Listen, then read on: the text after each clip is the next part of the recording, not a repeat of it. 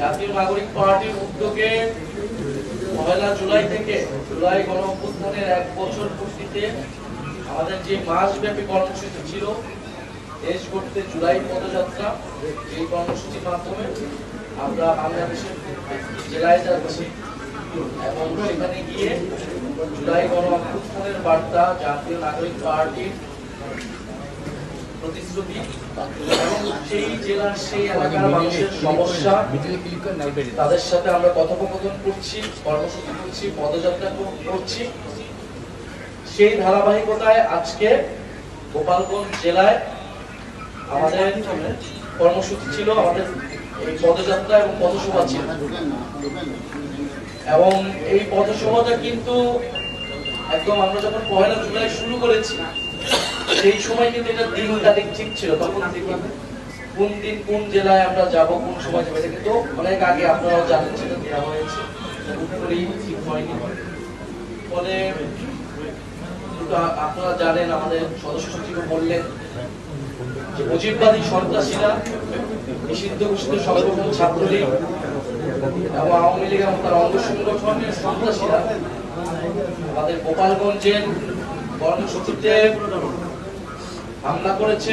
জাতীয় নাগরিক পার্টি এবং গণ অভ্যুত্থানের নেতৃবৃন্দদের হত্যার উদ্দেশ্যে তারা সেই কর্মসূচিতে জঙ্গি কায়দায় হামলা করে। আমরা যেহেতু আমাদের কর্মসূচিটি ছিল যে ৬৪টি জেলায় আমরা যাব, সেই ধারাবাহিকতায় আমরা গোপালগঞ্জ জেলায় গিয়েছি এবং গোপালগঞ্জ জেলায় গিয়ে আমরা অন্যান্য জেলায় যে কর্মসূচিগুলো করেছি সেই জেলার মানুষের সমস্যার কথা শুনেছি, সমস্যার কথা তুলে ধরেছি, গণ অভ্যুত্থানের কথা তুলে ধরেছি, জাতীয় নাগরিক পার্টির প্রতিশ্রুতির কথা তুলে ধরেছি। সেই উদ্দেশ্যে আমরা আসলে গোপালগঞ্জে গিয়েছিলাম, যেখানে গোপালগঞ্জ জেলা, গোপালগঞ্জের রাজনীতি, গোপালগঞ্জের জনমানুষ, তাদের সমস্যা এবং জাতীয় নাগরিক পার্টির ভাবনা কি আমরা সেই বিষয়ে কথা বলার উদ্দেশ্যে গিয়েছিলাম। আমরা কথা বলেছি, আমাদের সমাবেশটিও সফলভাবে হয়েছে, আমাদের নেতৃবৃন্দ কথা বলেছেন, বক্তৃতা দিয়েছেন।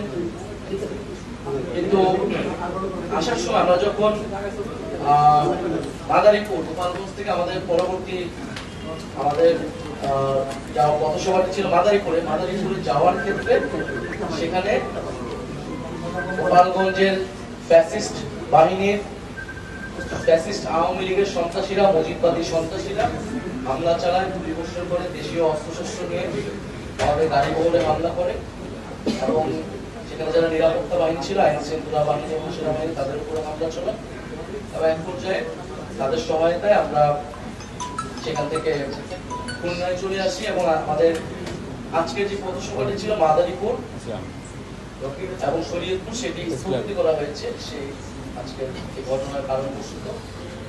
তো এই গোপালগঞ্জের আজকের যে ঘটনাটি ঘটলো, সেখান থেকে আমরা আমাদের সমাবেশ সফলভাবে করে বের হয়ে এসেছি। কিন্তু এটা দেশবাসীর কাছে স্পষ্ট করা এবং পুরো বিশ্ববাসীর কাছে স্পষ্ট হয়েছে যে আসলে আওয়ামী লীগের যে আসল রূপ, একটা মুজিববাদী সন্ত্রাসী ফ্যাসিস্ট এবং একটা জঙ্গি বাহিনীতে তারা রূপান্তরিত হয়েছে, গণতান্ত্রিক বা কোনো একটা রাজনৈতিক দলের মধ্যে সেই রূপটা কিন্তু আজকে গণ অভ্যুত্থানের দিন করে আবারও জনগণের সামনে, দেশবাসীর সামনে স্পষ্ট হয়েছে। এবং গোপালগঞ্জে আমরা ৫ আগস্টের পর থেকে শুনেছি যে গোপালগঞ্জের ভিতরে এই ফ্যাসিস্টদের একটা আশ্রয় কেন্দ্র হয়ে উঠেছে এবং পুরো সারা দেশের যাদের নামে মামলা রয়েছে, ফেরারি আসামি ছাত্রলীগের যে সকল নিষিদ্ধ ঘোষিত সংগঠনের নেতারা রয়েছেন, তারা সকলে গোপালগঞ্জে ছিলেন এবং তারা খুব পরিকল্পিতভাবে আসলে গণ অভ্যুত্থানের এবং জাতীয় নাগরিক পার্টির নেতৃবৃন্দদের হত্যার উদ্দেশ্যে আজকে আসলে সশস্ত্র হামলা চালিয়েছে। এবং বাংলাদেশে যে একটা মিথ তৈরি করে রাখা হয়েছিল যে গোপালগঞ্জে আওয়ামী লীগের বাইরে কেউ প্রোগ্রাম করতে পারবে না, এই মিথ আজকে জাতীয় নাগরিক পার্টি ভেঙে দিয়েছে। জাতীয় নাগরিক পার্টি যেহেতু চ্যালেঞ্জ নিয়েছে ৩০ দিনে তারা ৬৪ জেলায় যাবে, জাতীয় নাগরিক পার্টি অবশ্যই সেই চ্যালেঞ্জ পূরণ করবে। গোপালগঞ্জে আজকে আমাদের পথসভা হয়েছে এবং প্রত্যেকটা জেলা, যে জেলাগুলো বাকি রয়েছে, আমাদের সেই পথসভাগুলো হবে। এবং আগামীকাল পূর্ব নির্ধারিত সময় অনুযায়ী আমাদের যে ফরিদপুরের পথসভাটি সেই পথসভা হবে এবং সেই অনুযায়ী পরবর্তী যে পথসভাগুলো রয়েছে ফরিদপুর, রাজবাড়ী, মানিকগঞ্জ সেই অনুযায়ী চলতে থাকবে। যতই বাধা বিপত্তি, হামলা, হত্যা চেষ্টা হোক না কেন, জাতীয় নাগরিক পার্টির নেতৃবৃন্দ এই পথসভা দেশ গড়তে জুলাই পথসভা থামবে না। এবং আমাদের যে আজকে যে দুইটি স্থগিত হলো নারায়ণপুর এবং শরীয়তপুর, সেটা আমরা পরবর্তীতে কভার করে দিব পথসভার মধ্যে। আজকে প্রেস ব্রিফিং এর উদ্দেশ্যটা এটাই যে আমাদের পরবর্তী কার্যক্রমটা অব্যাহত থাকবে ফরিদপুর থেকে।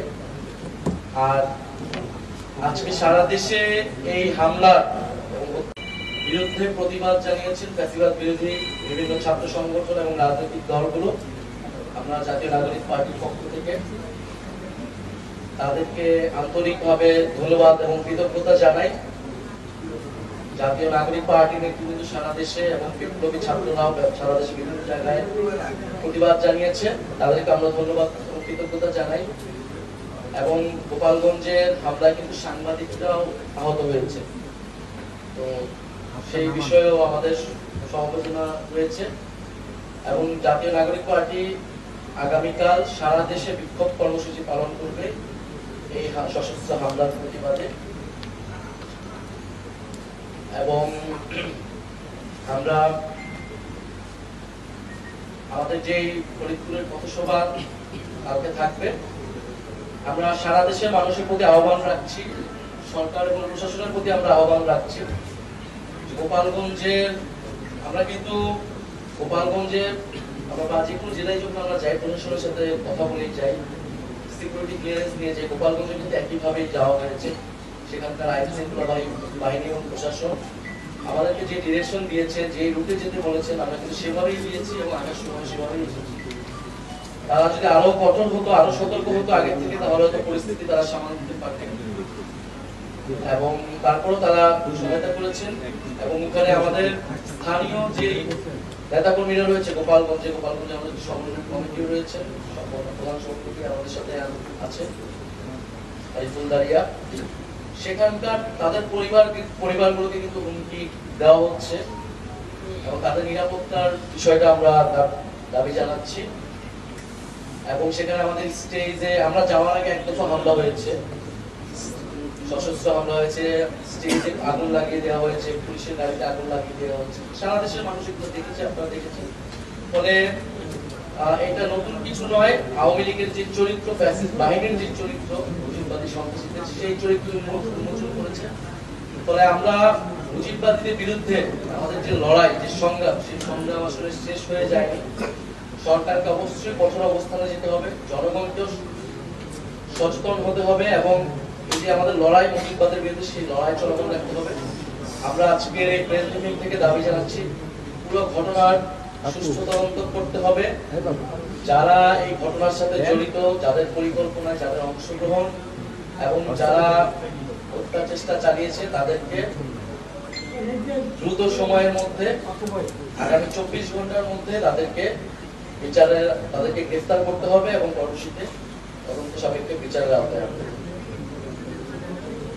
এত সমস্যা হলে কেমন হবে ভাই?